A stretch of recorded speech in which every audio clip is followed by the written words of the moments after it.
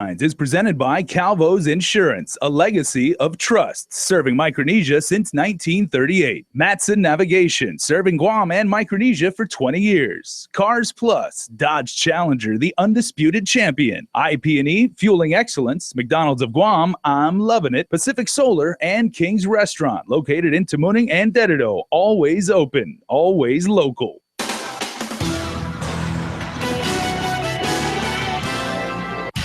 Who can vote when it comes to deciding Guam's political status? That question will be heard in federal court. Ken Quintanilla has a preview of the case. And former members of the Archdiocese Financial Council share their side of their story. And the funding crisis has been diverted at DOE. Isa Baza reports on the progress. Good evening, everybody. I'm Jason Salas. These are tonight's top stories. Well, there will not be a plebiscite this year, but a lawsuit filed several years ago on who can register and vote on Guam's political status finally heads back to court. Ken Quintanilla has more. This is a landmark case as we sort of look to the future in terms of decolonization, because whether we win or we lose, it's important. Several years ago, Arnold Dave Davis filed a lawsuit after he was prohibited from registering to vote on Guam's political status. As it stands, Guam law only allows descendants of the territory dating back to 1950 to participate in a plebiscite. Davis has argued that the Constitution, the Organic Act, and the Voting Rights Act all provide that every citizen be treated equally and have the same political voice. Commission on Decolonization member and Independence for Guahan Task Force leader, Dr. Michael Bavacqua. What it comes down to is that, Dave Davis, who is Caucasian, who lives on Guam, he feels like he should participate in a particular vote known as a decolonization vote. And the people who can participate in that are on something called a decolonization registry. And so in order to sort of be eligible for that, you have to be what's called native inhabitant of the island. And this is a legal term that comes from those who were recognized through the Organic Act by the United States and received citizenship. And so his argument is that this registry and this vote are race-based, and that denies him his constitutional rights as a U.S. citizen. On Thursday morning, the District Court of Guam will officially hear the case. Special Assistant Attorney General Julian Uggan is representing the government of Guam on the matter. Bavacqua says the decolonization vote isn't like a vote for a senator or governor or even the president of the United States, but rather an internationally recognized process to address those who have been denied to self-determination. And this should be a moment where all of those who are not included don't look and say, oh, we're excluded, this is racist, but they should look and say, yeah, the Chamorro people have not been treated well over the years. This is a chance where we can support them as they make this symbolic choice. And for people who may not be aware or think they shouldn't care, Bavacqua hopes this lawsuit would help educate others and hopefully serve as a wake-up call. Oftentimes you don't realize that something is important until somebody has threatened it or somebody is about to take it away from you. In the meantime, as of early August, there were 11,343 people registered on the Decolonization Registry. Reporting for Guam's News Network, I'm Ken Quintanilla. It's also worth noting that although GovGuam did not object to video recording of the proceedings, the plaintiff did object. The reason, according to documents, is because the matter involves a variety of passionate positions touching on racial issues, and the plaintiff has been subjected to derogatory racial characterizations outside of court for his position. Davis's attorney adds video recording will increase the chances for that kind of abuse. Well, another island news tonight, they are looking to clear their names and clean up the church. Former members of the Archdiocese Financial Council held a press conference on Wednesday clarifying what really happened behind closed doors. Crystal Paco reports. They're not doctors, but if they were, they would diagnose Archbishop Anthony Apron with... He appears to be suffering from a case of selective memory. In a signed statement in a press conference held on Wednesday, 5 former members of the Archdiocesan Finance Council say they were fired from their positions not because their terms had expired, but to hide the fact Apron and others secretly gave away the Redemptorist Mater Seminary for free, estimated to value up to $75 million. Past AFC President Richard Antolon says the funds to purchase the property weren't donated, as previously reported, but acquired in 2002 through a $2 million loan with the Bank of Guam. The property was not intended to be limited to exclusive groups, but to benefit all local Catholics. A donor did arise, but a year later, APRON allegedly asked that donor to take credit for the purchase. That donor refused and also objected to the use solely by the RMS and the Theological Institute. Onslaught and AFC members attest that all claims that they were out to sell the property to convert into a casino are lies. The fabricated story that we tried to sell the Zonia property is as far-fetched as if we were accused of trying to sell the White House, or St. Peter's Basilica, or Anderson Air Force Base. We were volunteers. We had no corporate authority to sign even a check, let alone selling off a piece of valuable property. The AFC is a consultative body. Prior to the AFC's first meeting in January 2012, the 5 members were fired. We were fired to hide the fact that the Archbishop and others secretly and in violation of canon law and perhaps civil law as well, not to mention their fiduciary responsibility to the Catholic faithful, gave away the Zonia property to the RMS, a separate entity controlled by the NCW, for free. Today's statement was signed by Onslaught, Joseph Rivera, Monsignor James Beneventi, Deacon Steve Martinez, and Sister Mary Stephen Torres. The statement was forwarded to Guam's interim Archbishop, Apostolic Administrator Savio Han Tai Phi. To view the statement in its entirety, visit our website. Now, while both political parties did sign a unity pledge before the primary, one senator now invites all Democrats, Republicans, and nonpartisan candidates to sign a pledge for the people of Guam. Republican Senator Brant McCready says it's of greater importance to make a pledge to all the people of the community that they will work in the best interest and not the special interests of any one party. By signing, the candidates would pledge to work with one another regardless of political partisanship, and if elected, pledge to find common ground to reach solutions that will benefit all people. This invite comes, of course, just as Democratic Chairman Joaquin Perez said it was problematic that Senator Michael Sinicolas refused to sign his party's unity pledge. Sinicolas says the pledge needs to be about the people, not just politicians. The pledge signing is set for September 6th at 10 a.m. at Turay Cafe. Now, the Guam Election Commission will not be moving forward with a request for a recount in Mongmong Totomaiti.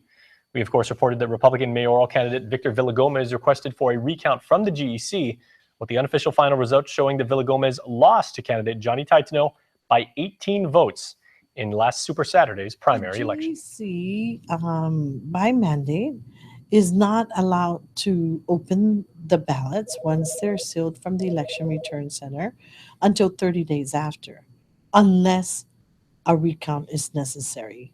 At this point, the difference between the two top vote getters is beyond the required. So at this point, there will not be a recount. In the meantime, the GEC is currently addressing 86 provisional ballots, along with awaiting the arrival of 148 off-island absentee ballots from off-island and the count of at least 37 from homebound voters.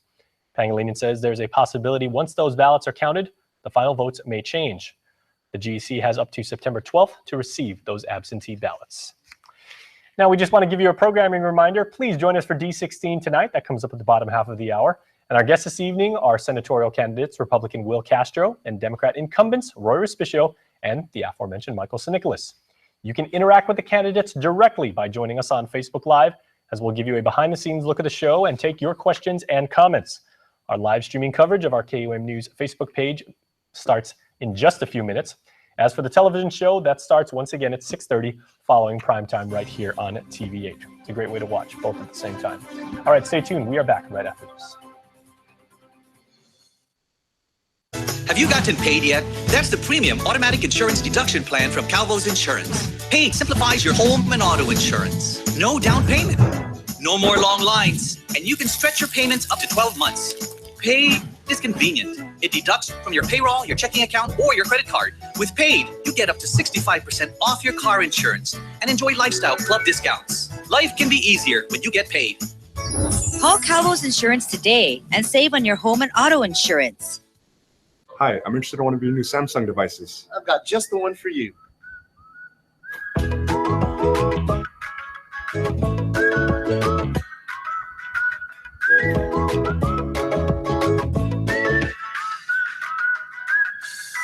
opened our online store, upgraded our website, and increased our call center to better serve customers. What do you think? Solid. Sometimes you picture me, I'm walking too far ahead. Then you say, go slow, I fall behind. We all want what's best for our kids. Introducing McDonald's new Chicken McNuggets, made with 100% white meat chicken and no artificial colors, flavors, and now no artificial preservatives. Been waiting for the best deals on a new car? Now is the time to buy during Triple J Auto Group's awesome August clearance event. Get unbelievable savings and thousands off retail costs on our full 2016 inventory of Hondas, Mazdas, Acuras, Fords, Kias, Lincolns, and Volvos. Like the 2016 Kia Soul or Kia Forte as low as $15,495, or the Mazda 3 as low as $16,495. Before you look at anything else, see Triple J's PD Imprint app for full inventory listing. Get pre-approved instantly at triplejguam.com. Trade-ins welcome. Some conditions apply. Triple J Auto Group. Customers first. Follow KUAM News on Twitter or become a fan on Facebook to get all your daily headlines from Guam's News Network. It looks like a funding crisis expected to impact the Department of Education in October may not be coming after all, thanks to a solution proffered by the feds. Isa Baza has our next story. It would have been millions of dollars down the drain. With the carryover, which is money from the previous year that's kind of rolled over, it's about $60 million. They've made it clear that if we didn't have a third party in place, that we would not have access to those federal funds. Acting Superintendent Joe Sanchez is referring to the United States Department of Education, which stated that even despite a procurement delay, failure to secure a third-party fiduciary by November could result in Guam's education department losing $60 million in federal funding, money which is critical to curriculum programs, special education, and personnel salaries. We're in communication with the United States Department of Ed, our risk management office, and we did share with them some of our thoughts and ideas, and they're very supportive. They've expressed that they understand the potential impact it would have on students in our schools.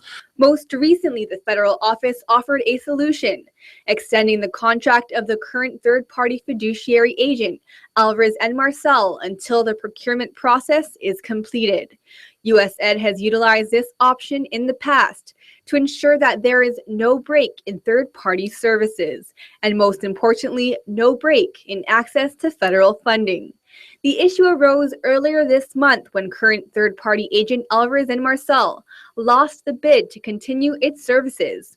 The company subsequently appealed its case to the Office of Public Accountability, claiming that because the RFP deadline was extended and the original bidders were made public, subsequent offers were given an unfair advantage.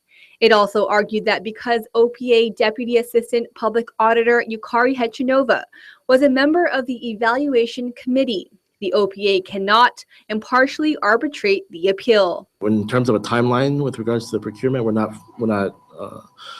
able to kind of speculate as to how long that's going to take. We did file a request to the OPA for an expedited review, but for now we're just going to have to kind of wait on what their decision is going to be. But while DOE may have been saved by the feds this time, the department is still hoping to resolve its procurement delay as soon as possible. Reporting for Guam's News Network, I'm Isa Baza. Guam's Head Start program is off to a rocky start, as Program Director Catherine Schrader said a cracked floor at the One Head Start Center has forced them to use a combination program to accommodate students. The combination will use both classroom time and home visits until the floor is properly repaired.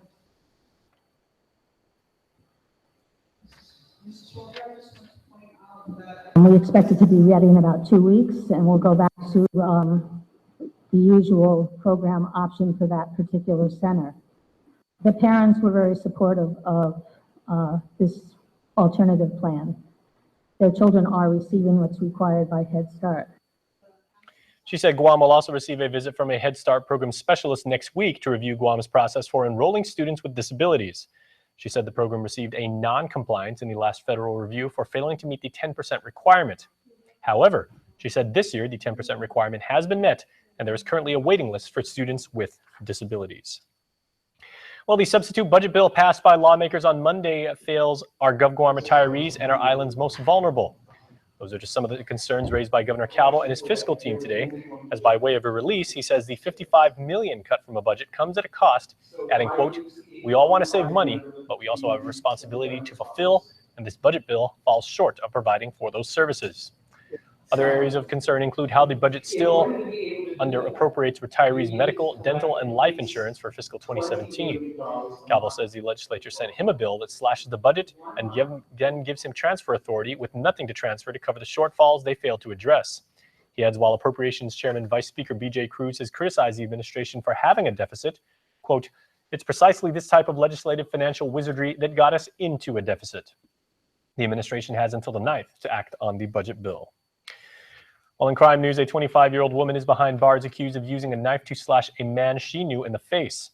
Police spokesperson Captain Kim Santa says police reported to Woodland Townhomes in Dedido Tuesday afternoon and found a 28-year-old man with a cut to his cheek. The witness and victim identified Frances Mangefel as the suspect. She was booked and confined. Well, it was a historic day for the Guam National Guard, which welcomed new officers during a commissioning ceremony at the Guard's Readiness Center in Barrigada this afternoon. 2 commissioned officers, Christine Legaspi and Cheryl Padilla, became the first females in the Guam National Guard to be commissioned and assigned to the 1st 294th Infantry Regiment. It was also the first joint ceremony with candidates from both the National Guard and UOG's Triton Cadet Corps and marked the largest class of candidates in recent years. Please stay tuned, everybody. Sports is next. This is what we do on Guam's best network. We're the filter killers, the likers and sharers, the bingers and Netflix chillers, the tweeters and hashtaggers. GTA has improved their 4G LTE network, covering 95% of the island, delivering faster data speeds, strength and quality, and more reliability than ever. It's just what you need. So switch to GTA and step up to a better network, a strong network that lets you do what you do. GTA, better LTE than ever. Hey, smart spenders. Looking for more ways to save? Buy food, get fuel. Shell's partnered with Cost You Less and Island Fresh stores to help you save. Spend $30 at any Cost You Less or Island Fresh and receive coupons for $5 off of your next $30 fuel purchase at any Shell station. Receive exclusive Cost You Less and Island Fresh offers when you fuel at Shell. Fuel up at your nearest Shell station today and start stacking on savings. Some conditions apply. See stores for details.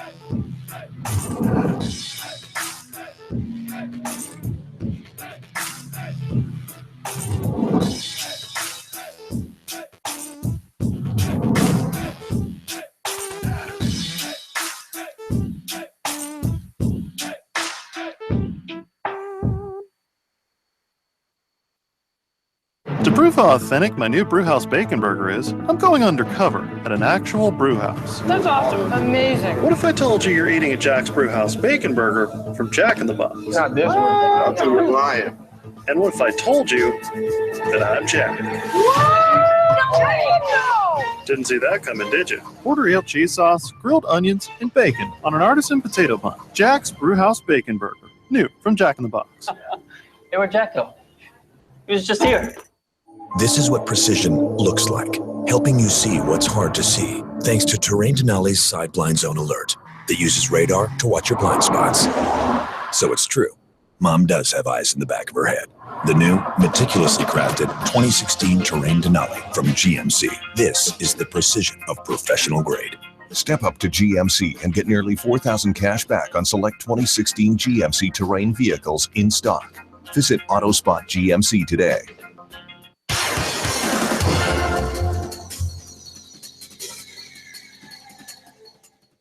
Hop Day, Guam. Chris Barnett with sports. Hey, real quick, breaking news. The Matau, the Guam national men's soccer team, have hired an interim head coach. More on that story, KUAM.com or on the KUAM News app for the Android or the iPhone, of course. Now that that's out of the way, let's get right to it with some high school girls volleyball. Service!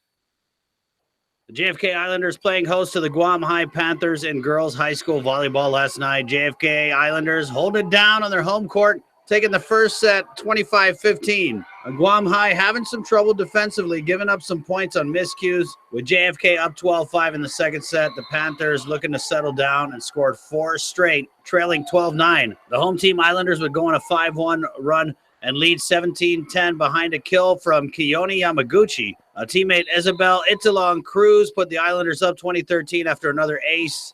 And Kiana Rivera set up JFK to put the game away after a dink in the open spot on the court, giving her team the 24-14 lead. Aubrey Mofness sealing the deal moments later, giving the Islanders the win, 25-16 after 2 sets. They believe the children are the future of basketball on Guam. The Guam Elite Basketball Academy Skills Development Program, using new school training methods and the expertise and experience of Guam's best ballers to help mentor and guide kids in 5 different age groups, 18 and under. The trainers in this program are products of the Guam team. We've been a part of the program before, and some of us are presently playing for the national team still. So it's a great opportunity for these kids to not only prepare themselves for that level, but to see and train with players that are still currently in the program.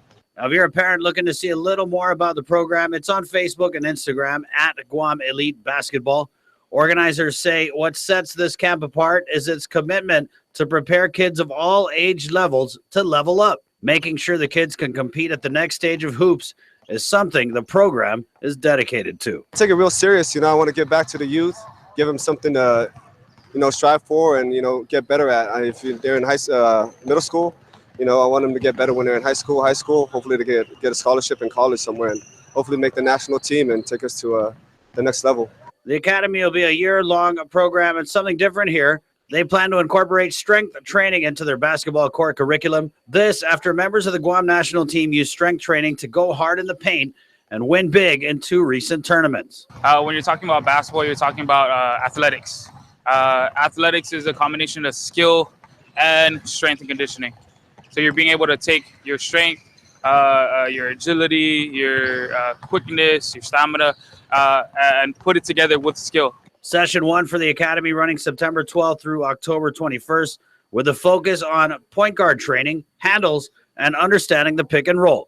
Kids who excel and show a true commitment to learn, develop, and improve will win more intense one-on-one training with Academy coaches. Slingstone and ST Corp lacing up in the Shirley's Basketball League. Sammy Setic going high off the glass for ST Corp. Jeff Serrano inbounding the ball for Slingstone. Eric Regis. Pump it up. Pump fake. Gets the finger roll in the lane to go for 2. Eduardo Baza running on the break. Baza putting the move on 3 defenders to get all the way to the rim. Slingstone pushing the tempo. Eric Regis to Setic, who drives and gives the ball up to Neil James for the left-hand side. Shot off the window. A good D here by Slingstone. Sammy Setic off on the shot. Jeff Serrano with the rebound. Outlet pass to Sam Setic for the easy layup the other way. Chris Bloss with the pass to Sammy Setic. The ding-ass on opposite teams this season. Ouch. Setic buries the deep ball. He finished the game with 25 points. Now Slingstone walking away with the win, 77-66. Sam Setic led all scorers with 27 points. Eric Regis added 9 in the win. So the Setic twins playing on opposite teams combined for 52 points. Ryan Matienzo and Mira McCarthy representing Guam at the Japan Road Race after capturing top resident male and female marathon spots in the 2016 Guam International Marathon. Of course, recently renamed the United Airlines Guam Marathon when United Airlines signed on as the title sponsor for the 2017 event. Matienzo and McCarthy competed in the challenging half marathon course that starts at the base of Mount Fuji and twists and turns up the mountain. Matienzo finished with a time of 1:27:03, with McCarthy placing 6th overall in her division with a time of 1:38:13. And lastly, the lottery, formerly known as the Guam National Olympic Committee Sports Bingo, will now be handled by the Guam Football Association. More on that story, KUAM.com and on the KUAM News app. Hey, thanks for watching. My name's Chris Barnett, and you keep on shining, Guam. Adios! Tourism, it's our #1 industry. As Guam's largest employer, tourism supports 20,000 jobs. In fact, 1 out of every 3 jobs is tourism related. Annually, tourism generates over $150 million in tax revenue. Without it, every household would pay an additional $3,100 per year. From real estate to retail, tourism has a positive impact on every industry. Make Guam a better place to live, work, and visit. Support tourism.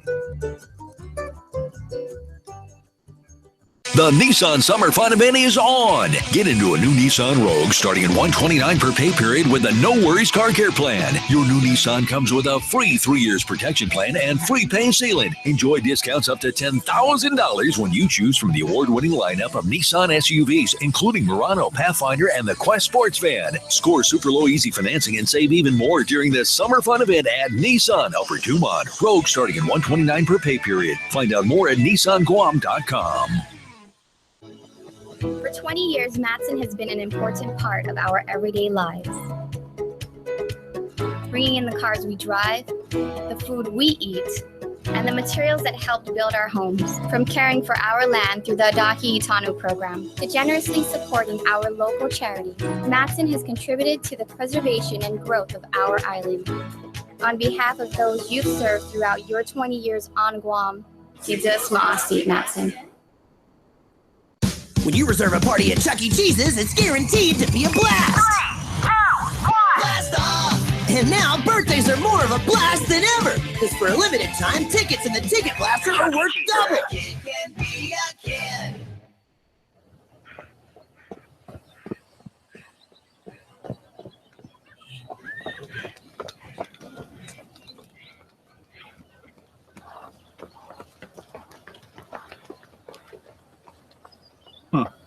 How come you're not training for the Guam Koku Road Race, man? It's not even fair, bro. I'll just win that. Boom! Got him.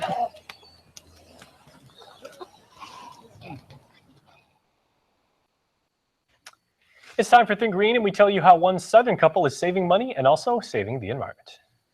Think Green is presented by Pacific Solar and Photovoltaics, keeping Guam green one roof at a time. Call 632-4002 for more information.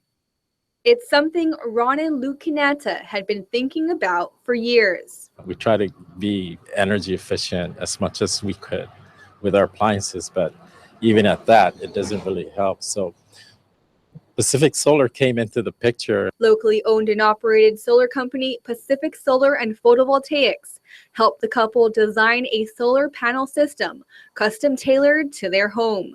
The goal to eliminate their power bill completely. After installing the system this month, their power expense is expected to drop from more than $4,000 annually to less than $200. I believe it's a lifetime investment, and hopefully that our children, whoever's going to stay here, will also benefit from it in the long run. So I believe it's a worthwhile investment to look into. The investment saves the couple roughly $300 a month for the next 20 years, which is the expected lifetime of the panels, as well as a solar water heater system they installed as part of a package deal. Although it's a hefty investment, the payback and the peace of mind knowing that a local company will be monitoring the system made it worth it. Fortunately, we had the resource. It's my wife's retirement gift for herself.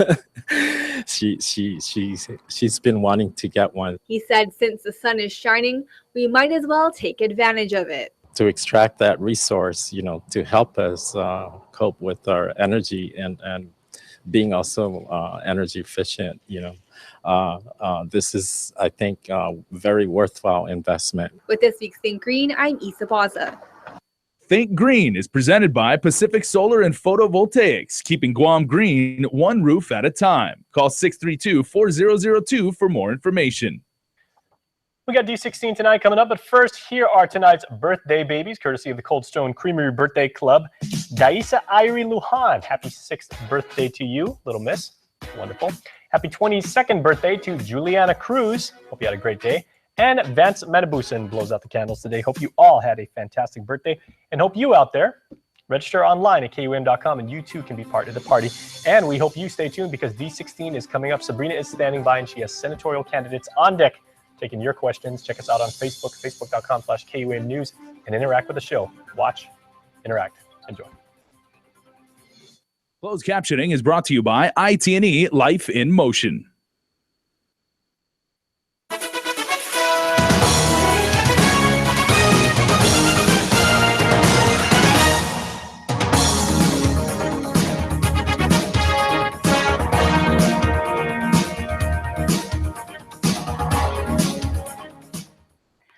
Good day, everyone, and welcome to D16 Tonight. We have 3 of your candidates running for senator live in studio to take your questions. All you have to do is go to your Facebook page and interact with us on our live stream. For those of you who are already online, fire away. We'll get to your questions in just a bit. But with us this week are senatorial candidates, Republican Will Castro, and Democrat incumbents, Senator Roy Respicio and Senator Michael San Nicolas. Congratulations, guys. On Good evening. Thank you so much. Before we begin, we will give you each about 30 seconds for introductory comments, and then we'll get into the question and answer portion, and you will each have a minute to respond to each of the questions that are presented to you. So we'll begin with you, Senator San Nicolas, with your opening comments. Thanks, Bree, and thank you, KUAM, for hosting us this evening. Buenos noches and good evening, Guam. I'm Senator Michael F.Q. San Nicolas. I want to first start out by thanking all of you for the incredible honor of your vote in the primary election just recently. It was an incredibly moving experience, and it was a validation for the work that we've been doing to build a responsible Guam. We need to focus on managing our money well, investing to improve the lives of our people, making sure that we're not borrowing for anything other than investment, and making sure that we have the resources necessary to pay out our tax refunds and our vendor payments and all of our obligations in this government on time. And in order for us to do that, it's going to require a disciplined approach to how we handle your money, how we manage your money, and how upfront we are with you about the financial realities of our government. So I would like to ask you to please continue supporting us and all the way into the general election. Thank you. Senator Respicio. Thank you, Bree, also for the opportunity to be here tonight. You know, I'm Roy Respicio, and I've been a senator for 14 years now, and I'm certainly proud of a lot of things I've done over the years. And so you know me, you know my record. I grew up in Dedido. I live in Agana Heights. I'm married to Jolene. We have a son, RJ. My parents are Bob and Rose Respicio. And so for everything that I stand for over the years to create the Guam First Commission, to provide a strong, unified voice in how we communicate Guam's needs to the federal government, to reforming the election reform and other matters. And I'm your candidate again for senator. Thank you. Buenas noches. I'm Will Castro, and I'm the son of a customs officer and a full-time homemaker. And if you ask me who I am, I like to describe myself as being a little bit of a lot of people. Angel Santos and David Shimizu, a man of integrity. Angel Santos, a man of conviction. Governor Eddie Bazacavo, a man of great, tremendous religiosity and respect for God and country. And of course, I'm a lot of my parents. And this is my first time sitting here with these esteemed, senatorial candidates. But at the core, I'm appreciative and grateful for the opportunity to serve. And I'm a candidate who wants to introduce positive policy and build upon a platform of change. Thank you. Okay. Well, now that we've got the introductions out of the way, let's get straight to your platforms. And again, you have 1 minute to respond, and we'll start with you, Senator Respicio. Yeah, thank you. You know, as I said in the introduction, over the years, I just want to provide an opportunity for people to come together. I'm innovative. I presented ideas and that reformed the way we do things in government to create the Guam First Commission and how we communicate the territorial federal issues with one strong united voice. How I've reformed the Guam Election Commission process so that we provide for fair and free elections, as well as how we reform just how we do our government so everything is fair, open, and transparent. And I'm certainly proud of what I've done. And I'm hoping that the people will judge me on my record. Okay. And Will? I'm a candidate who is espousing a progressive agenda for change, one that adopts new and innovative ideas. I can certainly acknowledge the limitations and the barriers that confine this government and that holds our community back. But I want to be the senator that works across the aisle of both Democrats and Republicans to build upon things like introducing government information through a mobile application like I've done, or actively seeking out new and competitive money in the federal arena like I've done. And so I hope to be the senator, along with you folks, that builds upon a spirit of change and positivity and unity that finds solutions that can uplift our community beyond ourselves. And Senator San Nicolas. Thanks, Bree. As the sun set on the 32nd Guam legislature, enormous pay raises were given out to elected and appointed officials. And it was at that moment that I realized that it's going to have to be a moment of truth. Are we going to continue to act like the funds are going to be there for all these things that we really can't afford? Or are we going to have to really take a hardline stance and do something that's not politically standard, and really be upfront about our financial situation and hold the line on our financial situation, and make sure that we're upfront with our people about what the realities are and what we can and cannot afford, whether it's popular or not politically. And I made a choice, and it's been the cause that I've been taking on ever since, that we need to be upfront with the people of Guam about the financial realities of our government. We cannot keep borrowing our way out of situations. We cannot keep spending money as if it's going to be there when we know that it's not. And we cannot keep these raises. We have to roll them all back. And so for me, that's been my platform, coming to terms of our financial situation, bringing those terms to our people and making sure that we turn this government around and fix the numbers. Okay, Senator San Nicolas, and I guess just to all the candidates to follow up on what you were talking about, because there is a lot of activity on our Facebook page. John Santos and a couple of other people are asking, do you think it is appropriate for the government of Guam to borrow to pay for operational spending? And we'll start with you, Will. Gosh, I certainly don't espouse living beyond your means, but I embrace any opportunity to identify additional money. So the short answer would be no. The short answer would be no, but I wouldn't stop there. I wouldn't just acknowledge the barrier. So I support an ambitious agenda that aggressively pursues monies.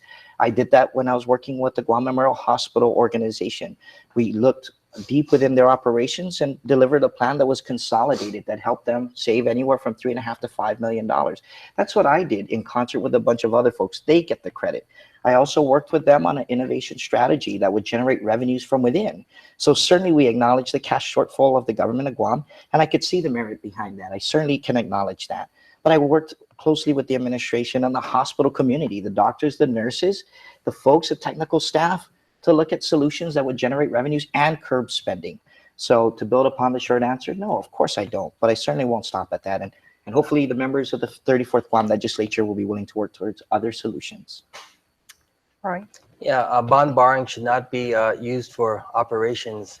That's what we all hope. But in the case of GMH, most recently when the legislature and 13 senators voted to borrow $45 million for the Guam Memorial Hospital, it's all the choice that we had at the time.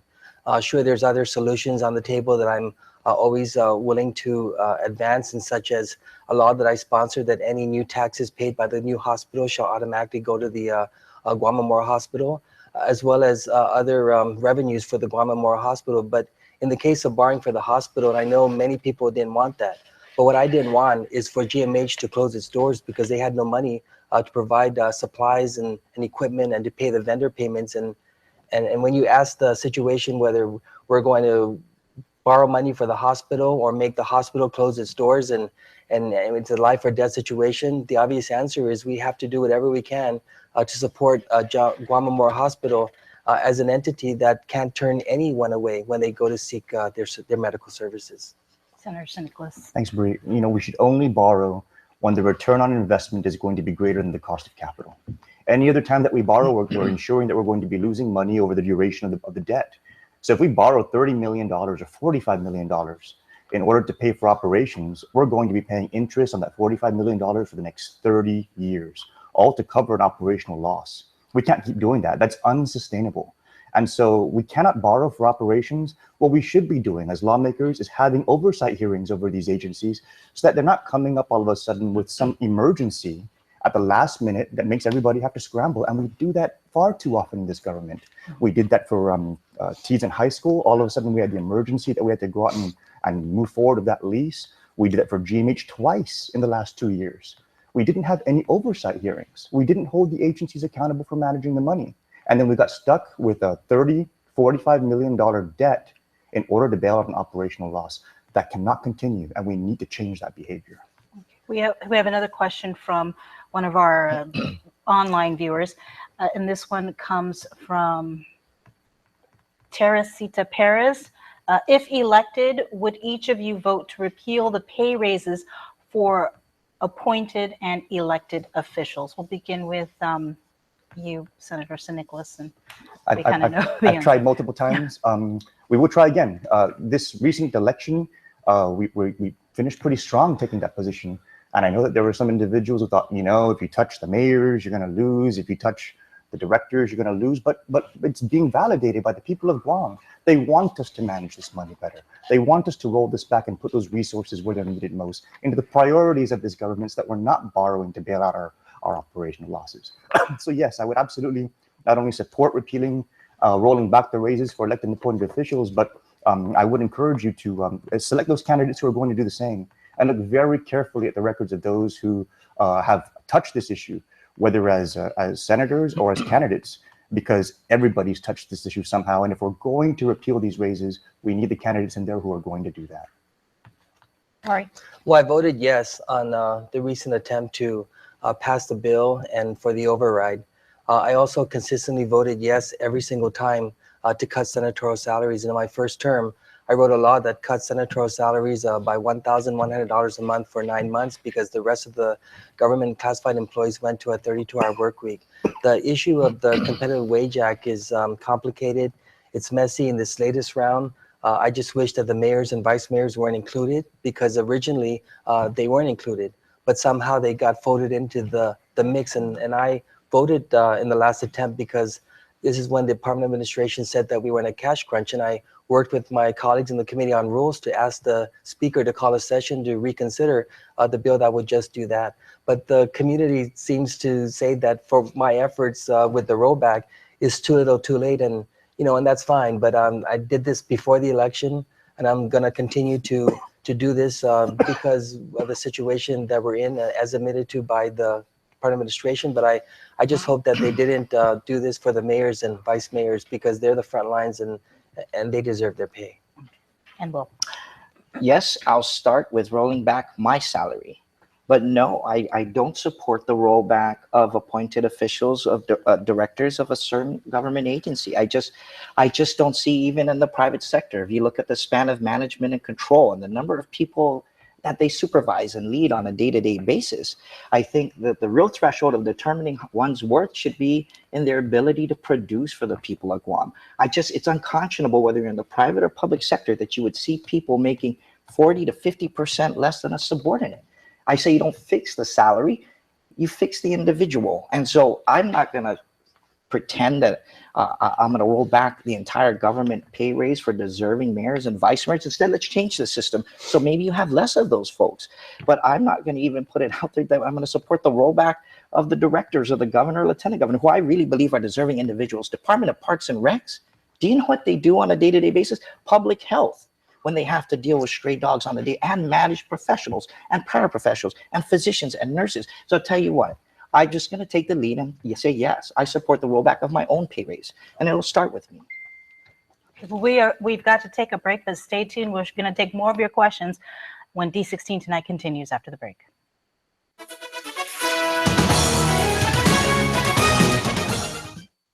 This is what we do on Guam's best network. We're the filter killers, likers and sharers, the bingers and Netflix chillers, tweeters and hashtaggers.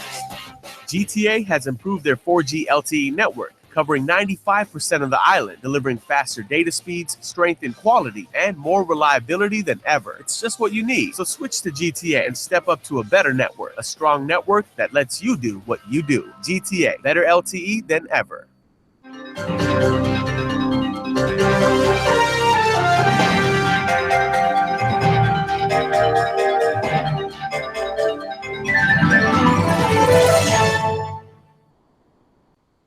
A beautiful, healthy smile is an expression of confidence. The more confident you are about your smile, the more likely you are to fully express your feelings without having to worry about the way your teeth look. Before cosmetic dentistry, I didn't smile as much. I didn't have the confidence, and it shows. And since I've had cosmetic dentistry done, I feel 10 times more confident.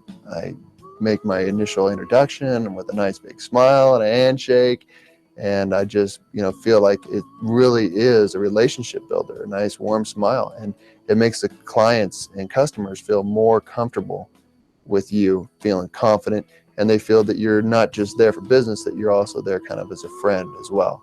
So, I mean, it's amazing how powerful a smile can be. A good smile. Since your smile makes a significant impression on those around you, it is important that it makes the impression you want it to make.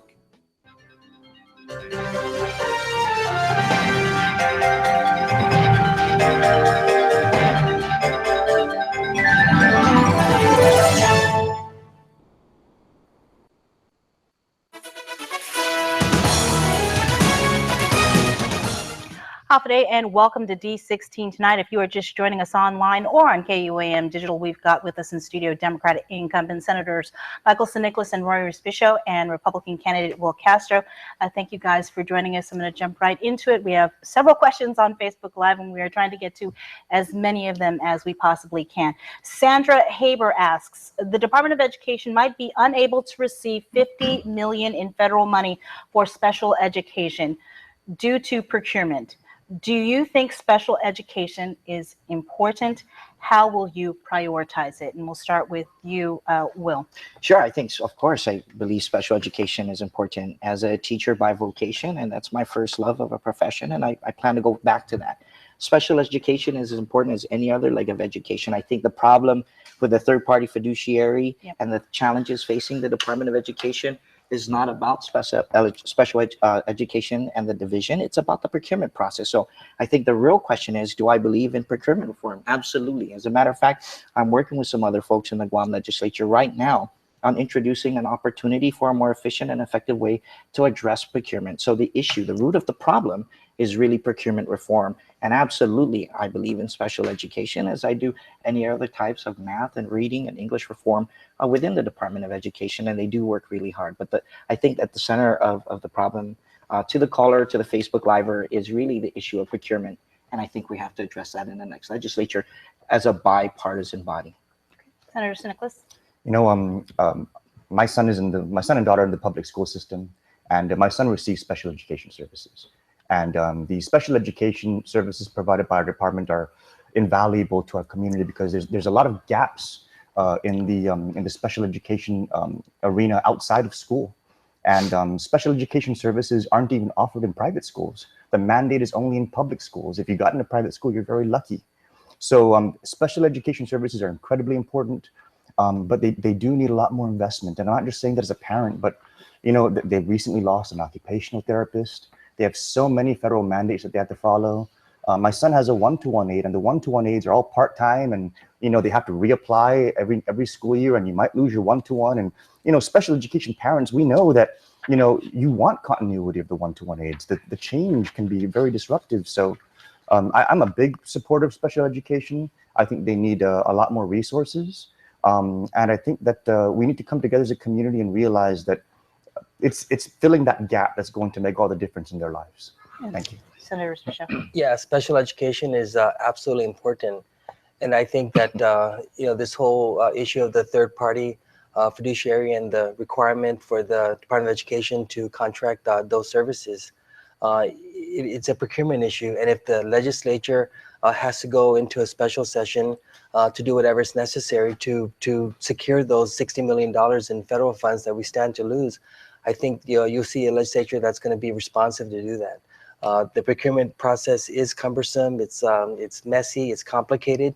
You saw what happened during FESPAC when the administration had the best of intentions to take the $3 million and funnel it through the contractor that was to provide those services for FESPAC. Even though everything could have been done that way in their mind, the Attorney General said that it wouldn't work pursuant to the procurement process, and so immediately we stepped in and had the Guam Business Bureau do that. So it's not an issue of money. The issue is they have $60 million that they're going to be able to draw down, but they can't draw down unless that third-party fiduciary is in place. And I stand ready to assist with whatever necessary to get those monies into DOE. and to special education. Okay. We have a question now from Jaron Middleton, and it's actually a question for Mike, but I'll go ahead and pose the question to the two of you as well. And it's actually been in the headlines recently. Why didn't you sign the Unity Pledge? Just curious, you're a smart man, and I want to know your reason. Thank you. And I'm just going to add to that because I know just before the news, a press release came out from Senator Brent McCready about inviting partisan, nonpartisan candidates to sign the People's Pledge. So will you support that? And I'll go ahead and let you start. Sure. To answer Jaron's question, you know, I made it very clear when I made my initial statement on the matter that, you know, when I read the pledge, it was all about, you know, politicians helping politicians, and there was nothing in there about what we're going to do for the people. And I signed pledges in the past. The last 2 terms, I signed the pledge, and we're here today. You know, we haven't gotten out of this situation. Things have actually gotten a little bit worse. The finances aren't in any better shape than we would like them to be. I've made serious efforts over the last term to try and turn that around. And I think that now we need to start pledging to the people. We need to start pledging about what we're going to do for them, and maybe including some of those things, repealing pay raises, not borrowing for operations, not appropriating money that we don't have, making sure that we have the resources to get tax refunds paid out faster, vendors paid on time. Those are the kinds of things we should be pledging for. So that's the reason why I didn't sign it. I don't fault anyone for not signing it, but those were my reasons. And you know, I would support a People's Pledge. I don't think we should rush into one. I don't think that rushing into one for the election year is necessarily a good idea either. But I think we need to change our perspective and put the people into the pledge. Okay, so just real quickly, for people that are watching us on Facebook Live and you can't hear the audio, you can certainly watch it on TV, still on KUAM TV 8.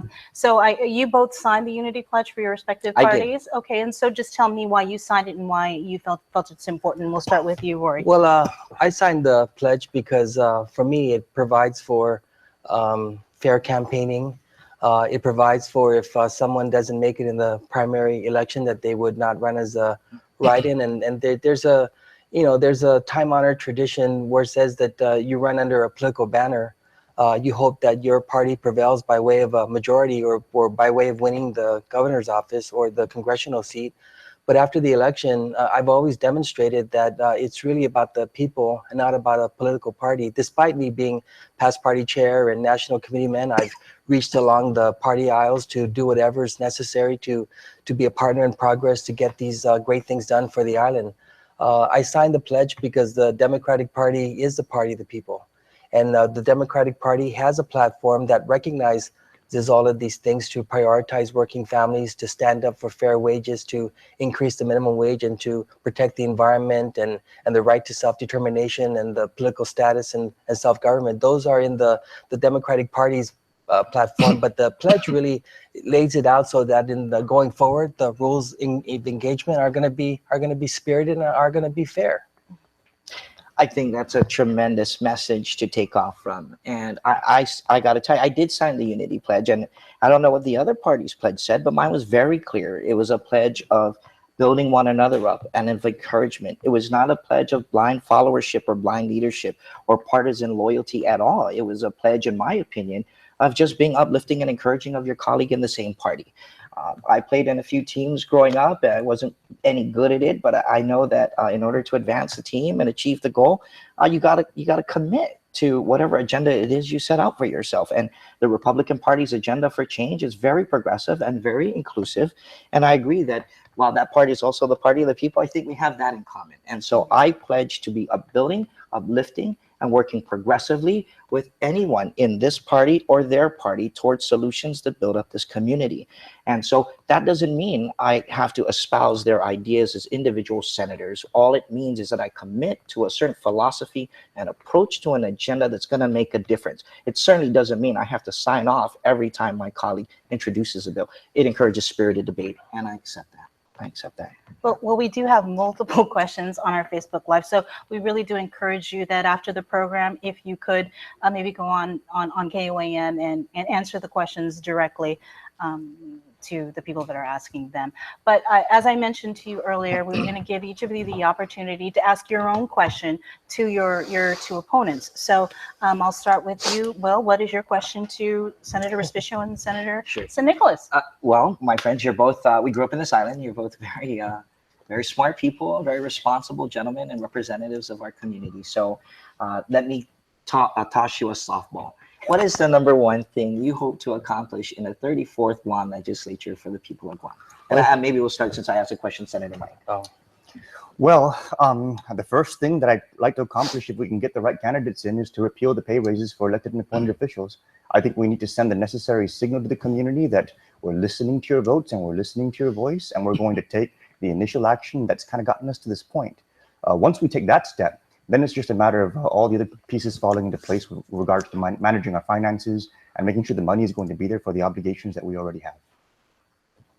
Senator Michelle. Well, I would like my work to continue to accomplish this bipartisan spirit of working with anybody to get things done. I think the legislature has started by capping borrowing, so I hope to accomplish to finally get a hold of our GovGuam debt. I've done things over the years to say that whatever results from reorganization, those funds shall automatically be deappropriated so that it goes to retiring down the debt. I wrote the rainy day fund to pay down the debt. And so I think the government debt and borrowing is going to be a big issue. And it's always going to be an issue when we're in a situation where the governor has the day-to-day challenge of managing the cash to prioritize tax refunds. And I hope that we can do better at paying tax refunds. And I know that no one is deliberately not wanting to pay tax refunds. So I guess I hope to accomplish a message that we just got to be truthful about how and why we do things. Senator San Nicolas, your question. Sure, mine's a very easy question. Okay. Yeah. Will you guys vote for me? I'll answer that. In the primary? No, can I go first? If you're asking me, will I vote for you in the primary? I'll be candid. No, I'm sorry, I won't. If you ran in the party of the people, if you ran as a Republican, I would strongly consider it. But in the general, I'm going to keep that sacred ballot nice and close to my chest. It doesn't mean I won't, Mike, but I will seriously consider it. And it's between me, my maker, and the booth, I guess. All right. And Senator. I don't want to lie. Well, I signed the pledge. So I'll vote for you always. And I just want people to know that as Democrats, this is how we are. We may not always agree on how to solve the problems of the hospital, but we agree that something needs to be done. And so we show up to work, we work hard, we discuss the issues, we debate the issues, and it's not personal. And so my answer to your question is similar to the question I was going to ask you. Certainly, I'll vote for you. I signed the pledge. I'm hoping for a Democratic majority, but I'm just hoping to work with anyone to get things done. And so your question is? My question to him is not only will you vote for me, but will you endorse me? Well, I met your criteria. I voted for the rollback, and I've been a strong proponent of paying tax refunds by supporting the amount of borrowing. It was difficult, but the governor can't pay tax refunds or couldn't get caught up to speed without the two borrowing initiatives. And I wrote the Series B that provided $175 million for it. So I think I met your criteria, and I hope I can get your endorsement. Will you endorse me? Well, to be perfectly honest, I'm not really endorsing any of my incumbent senators. And the reason why is because I think that we all need to stand on our records. We as incumbent senators have had the opportunity over the last 2 years, some of us much longer, to demonstrate to you, the people, what it is that we stand for. So I think that incumbent senators need to stand on their records.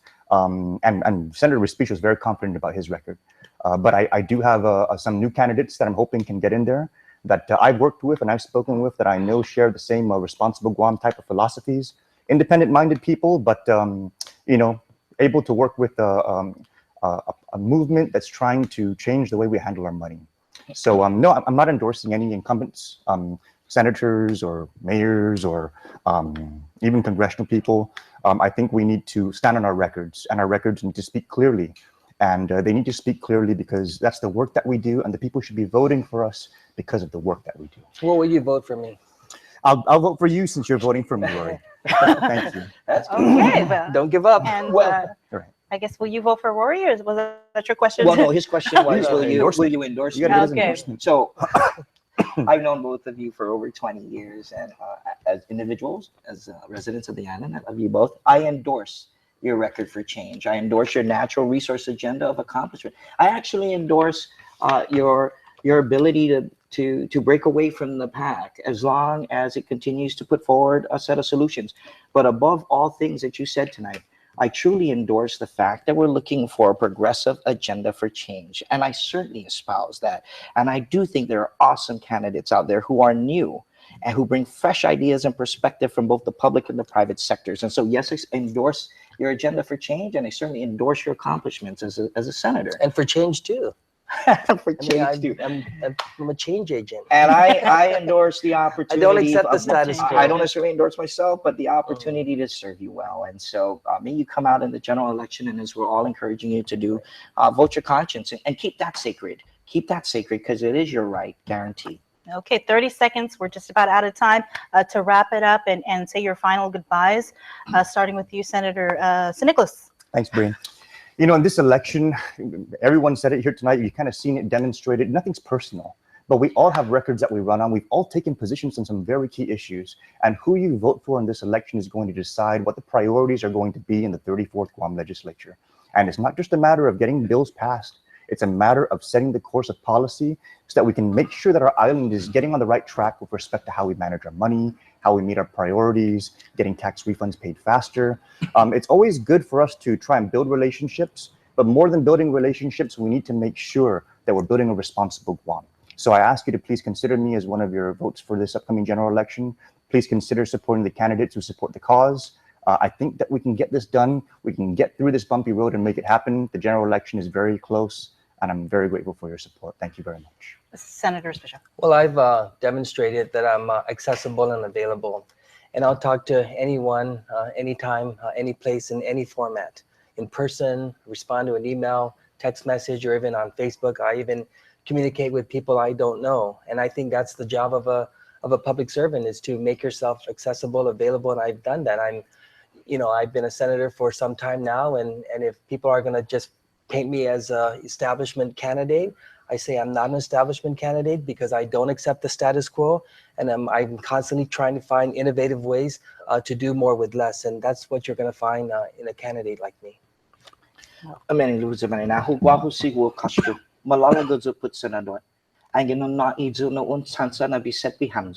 I will put my best foot forward in serving the people and attempting to build across the aisle a progressive agenda of change that builds the community up and above special interests. If they're deserving of whatever it is that should be bestowed upon them. And I make the commitment tonight, and I endorse that agenda for change by agreeing to roll back my salary and let it start and let it end with me. But I ask you on the general election day to please consider a fresh crop of senators who will put the community before their special interests and before the party. Because in the words of the former senator, the late Angel Santos, he said, "My loyalty to the party ends where my loyalty to the people begins." And I leave that with you this evening. Thank you, by the way, so much for the opportunity to be here. Thank you very, very much. Well, thank you guys for joining us tonight. Best of luck to you guys as you head into the general election. And just a reminder, if you have time when you leave here, if you could go on to KUAM News Facebook page, because there are several people who have a whole lot of questions for you, and so it would probably behoove you to. And we can continue to ask for the vote. Yes, do what you like. Thank you again for joining us. Awesome. And that is our show. Thank you so much for watching. Good night. We'll see you next week. Confirmed to join us next week for D16 Tonight is Republican Amanda Bloss and Democrat Therese Terlahi. Thanks for watching, and remember, your vote is your voice.